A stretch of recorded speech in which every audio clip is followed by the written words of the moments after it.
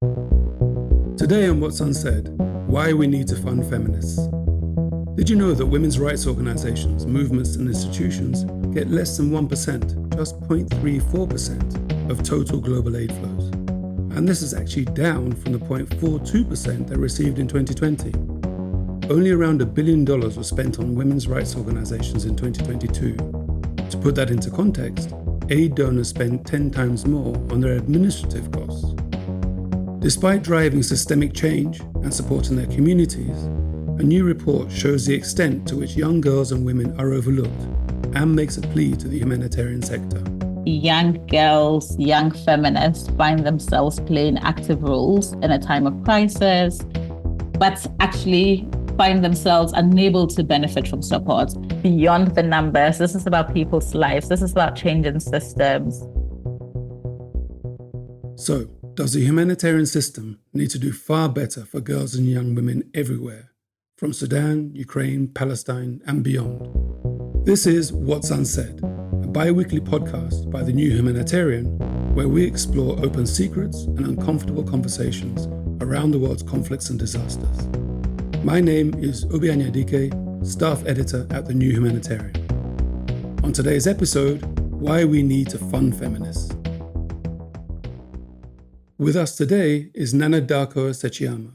She co-authored the report, We Need to Know the Humanitarian Sector Stands With Us, for the Institute for Journalism and Social Change, or IJSC. She also wrote the award-winning book, The Sex Lives of African Women. Nana Darkoa, thanks so much for joining us. Thank you, Obi. It's a pleasure to be here.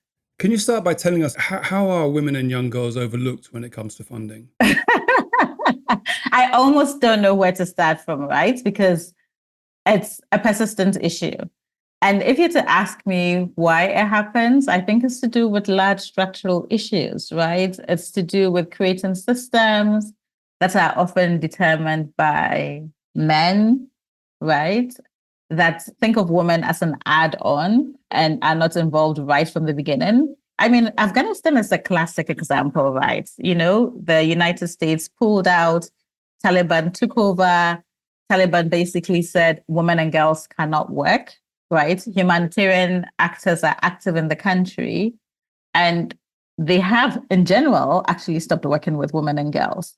What we found when we spoke to feminist activists who are still active in the country is they are finding ways to still employ women and girls, right? What they also said to me when I interviewed them is that if you don't involve women and girls in the distribution of humanitarian aid, for instance, it actually means that aid doesn't receive women and girls, and particularly those women and girls who are most vulnerable, like women living with disabilities. We know that there is basically gender apartheid happening in Afghanistan. So just imagine complying with the Taliban, not employing women and girls in the humanitarian sector. Meanwhile, in the years prior to the Taliban taking over, women and girls were actually the ones who were running the majority of NGOs and leading, the majority of NGOs.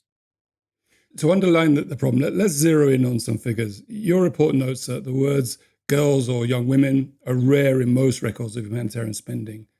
Out of more than 24,000 rows of data in the OECD's dataset for humanitarian assistance in 2022, only 2 projects mentioned young women, and they only received about $350,000, a minuscule 0.001%, if my math serves me well, of the total spent on humanitarian aid. What's going on? Well, that's the question that we are asking as well. What is going on? And I think what's great is that these figures are figures that come from the donors themselves. They themselves report this, right? And so this is a question that I think we need to be asking donors. What is going on? Why are you? This is not just an underfunding of young girls. It's minuscule. It's like a drop in the ocean, right? So why are you underfunding young girls to this extent when, on the other hand, you recognize the importance of supporting young girls? And you say this, right? So a lot of the donor countries we're looking at as well are also donor countries that have committed to having feminist foreign policies. And so it feels to me like the feminist foreign policies are meaningless if that doesn't result in, actually putting money where you say your heart is. Just following on from what you've just told us, from the Taliban removing women from public life in Afghanistan to the threat to reproductive rights in the US, this really feels at a time that humanitarian organizations should be focusing even more on women and girls. So why isn't it happening? It's a great question. And it's something that the humanitarian sector, I think, is very much aware of, because there's been lots of conversation. There's been a number of, agreements. There's always talk of localization. It feels to me like a lack of political will, frankly. I don't think there's a lack of knowledge. It feels like a lack of political will. And also because it is really revolutionary to change the system, not to do aid as usual, to do the hard work of identifying, community organizations, feminist organizations, women's rights organizations on the ground who are closer to the crisis, who are the most affected, and who I think are best placed to respond to the challenges in their own environment. Right. And Sudan is like a practical example of this. There's less than 1% of total aid went to women's rights organizations in 2022. And this month happens to be the 5th anniversary of what was a women's-led revolution that ousted the former president Omar al-Bashir. Rima Bass was one of the women quoted in your report. Women were the backbone of the revolution. This is a fact. They were present and they were doing a lot of the legwork. But I think we were punished for being so present in the public spaces. And this punishment just happened just right after the revolution, when many people felt that women were finally able to tell their stories.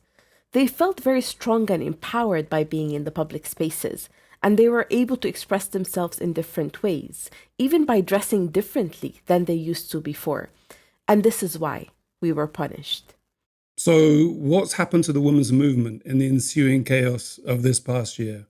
It's really sad. And I feel like this is always a pattern, right? When, in a sense, women and girls and feminists have a win, then patriarchy reforms, reshapes, strengthens, and there's always a strong backlash. And it feels like that's a huge part of what is going on in Sudan at this point in time. And at the same time, what we found through our research is, again, even in this moment, young Sudanese feminists, gender non-conforming people are actually really being active. They've created emergency humanitarian rooms. They're providing supports for women who are suffering gender-based violence. We know gender-based violence has gone through the roof. We know lots of young Sudanese girls have been kidnapped. There have been reports of girls being sold at markets. We've also had Sudanese groups and neighboring diaspora countries like Egypt organized to basically evacuate the most vulnerable people, especially gender non-conforming people, out of the country. And it really feels like sometimes the world is not paying enough attention to Sudan. Right. Rima Bass, quoted in your report, told us women built an entire infrastructure out of the revolution in Sudan. As you mentioned, the emergency rooms, the revolutionary committees, and they filled an absence created by more established humanitarian organizations. Let's listen to what she had to say. Women are the ones who are basically running most of the humanitarian work, from providing food, organizing soup kitchens, providing health services, operating the healthcare clinics within the neighborhoods. They are almost becoming a local government or a local governance structure. Why are they not more supported by formal humanitarian systems? So the formal humanitarian actors have a whole range of criteria. And for that reason, they tend to work with international non-governmental organizations, which are really professionalized, right? Have people with all sorts of qualifications and experiences who know in theory exactly what to do in times of crisis. However, I think the people who know most what to do in times of crisis are the people who live in the country or territory experiencing the crisis. So you find that a lot of young feminists, young girls, they may have just started an informal group. There was one person we spoke to called Yosh from Ukraine. And, a couple of years ago, they had just started a young feminist group just to learn about feminism, just to support each other. And when the full-scale invasion of Ukraine occurred, they turned to providing humanitarian assistance. So they lived in a town really close to the border of Poland. So lots of people were literally displaced and ended up in their town trying to get to Poland. And they opened 2 shelters for women and children. They found themselves creating activities to keep the children engaged, providing a range of services to the women, really doing humanitarian assistance work, which is not something they would have done under normal circumstances. They realized they needed help, they needed support, they needed funding, but found themselves ineligible for the main sources of humanitarian funding. And at least at the time, I don't even know if they're registered now, may not have been a formally registered groups. They may not have years of audited accounts. And in a sense, they don't then meet the criteria, right, to be supported by these large humanitarian actors. But then when you look at who can actually be supported by these large humanitarian actors, and you realize localization can never happen. And so I think it is down to the humanitarian actors to be creative and to figure out how to get the money to the people who can actually make a difference in their own communities. I don't think it's for these groups to, in a sense, now have to professionalize and become like an INGO to be able to access resources to do the work that they need to do. Something is not working, and I think it is for the major players to change the system. That's interesting. So it's not because the way it's set up at the moment, there's so many checks that it's almost impossible for small groups to access funding because it's so onerous, the level of... Absolutely. Okay. 5 years ago, the UN, the World Bank, USAID, and other organizations launched Respect, a policy framework to prevent violence against women. Did it have any effect? I mean, that's the thing, right? I feel like the frameworks have been created, the commitments have been made. There's been a lot of good talk, a lot of good documentation. It's past time for action. And really what we need to see is real action, a real revolution, changing the system from the inside out. The key players need to show that they have the political will. And I think if they have the political will, they will do what needs to be done. It means funding, making localization real and not just it being like a fancy, word or buzzword. It means moving resources to the people on the ground who are doing the work and changing the system from the inside out. So it's kind of systemic change. I mean... Absolutely. I think revolutionary change, right? Right. Not just sort of tweaking at the edges, which is what feels like it has been happening for a really long time. So you feel it's just lip service localization, gender rights, it's just a box that gets ticked. Is that the problem? I think so. I think the figures don't lie. What's the data telling us? The data is telling us that in spite of the talk, there was little money going towards women and there's little money going towards girls. And there are ways in which to do that. For example, big humanitarian agencies could work better with feminist organizations that have really done the work of figuring out how to work and support community-based organizations. Because an argument is often that small organizations cannot absorb huge sums of money. And I think if you think that's a challenge, you could work with feminist funds who have a proven track record of supporting really small community-based organizations. That's really interesting. So basically it's a kind of workarounds, but anchored on women's small organizations are actually doing the work on the ground. I mean, do you have examples of really proactive, radical change that's being promoted by some of these women's groups on the ground? For example, there is Madre that has been working with feminists in Afghanistan to basically support Afghanistan women right now. They've created online education platforms to ensure that girls, even though they cannot go to school right now, are getting educated. They've created systems to enable Afghanistan women in the country to take up jobs remotely. This is actually sustaining people and saving lives because Afghanistan women are in a situation right now that it feels like no other group of women in any other part of the world are facing, right? Where they are literally trapped in their homes. So I think this is essential life-saving work, and that's been supported by feminist funds, including Madre. And on the point of feminist funders, how do they decide who to work with? And how do they get the funds to these organizations, which might be operating under the radar or not as formally? Feminist funds tend to raise money in a number of ways, from private foundations and also sometimes from bilaterals. I also think the main humanitarian actors, like I mentioned, should also provide resources to these feminist funds. And they tend to work through networks of feminist activists. I think what's really great about feminist funds is they invest in movements, so supporting an ecosystem of feminists who are supporting change. So this could be women who work at the grassroots level. This could be women who work in policy spaces. And I think it's through those networks that they tend to be able to identify groups to support, but then groups also reach out to feminist funds. So there was a woman from Afghanistan that I interviewed. She was the first one, alongside other feminists in her community, to start a magazine for feminists. And really, it was a magazine to learn, to share, to inspire them. And when the Taliban takeover happened, she and other women human rights defenders felt that their lives were at risk and needed to escape. They had recently been in touch with Frida, which is a young feminist fund. There was a fund created to basically support young feminists and young girls. And Frida then connected her to Urgent Action Fund. Urgent Action Fund is a network of sister funds that basically provide urgent responses to women and girls wherever they may be. And in this case, the urgent response that was needed was to help these women human rights defenders who were likely to be targeted by the Taliban because of the activism they had been doing, evacuate and leave the country. I think that's another example of how feminist funds work, by working in collaboration. So if one feminist fund doesn't have the resource or skill or experience to support an emergency situation, for instance, they're able to reach out to sister feminist funds. Traditional sort of aid impact seems to measure deliverables or numbers, but you seem to be suggesting what's equally or even more important is building networks of solidarity, of trust, of community. Is that how you're kind of recasting the kind of aid that you think that feminist organizations are doing?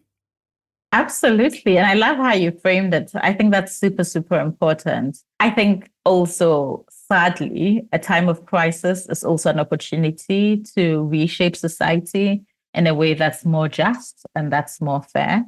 And I think it's well known that in times of crisis, we often find that, in a sense, there are more opportunities for women to lead, right? And then usually when the crisis is over, the men come back and take over, and then we end up in a difficult situation. And can you share something that surprised or shocked you while you were researching this report? I think I was surprised by how active young feminists are, especially at a time of crisis. It's easy to think young girls may not care about issues facing their countries. I was surprised by how active a role they play, how they just rally together, their creativity, their energy. Also really just using digital platforms. I feel like a lot of us know more of what is happening about Sudan, not because of mass media stories, but because of how Sudanese feminists who have access to the internet, who are in the diaspora, are keeping what's going on in Sudan alive. We've also had situations in Palestine, for instance. We've had Palestinian feminists in the diaspora organized to provide eSIMs to Palestinians in the country so that they can also report directly about what's happening. I think that's super important to hear the stories from the people on the ground who are most affected by the issues. And I think it's amazing, the young feminists are making sure that we are all aware, and hopefully being aware is a first step to, I guess, provoking our conscience, provoking the conscience of those who actually have real power to make a difference.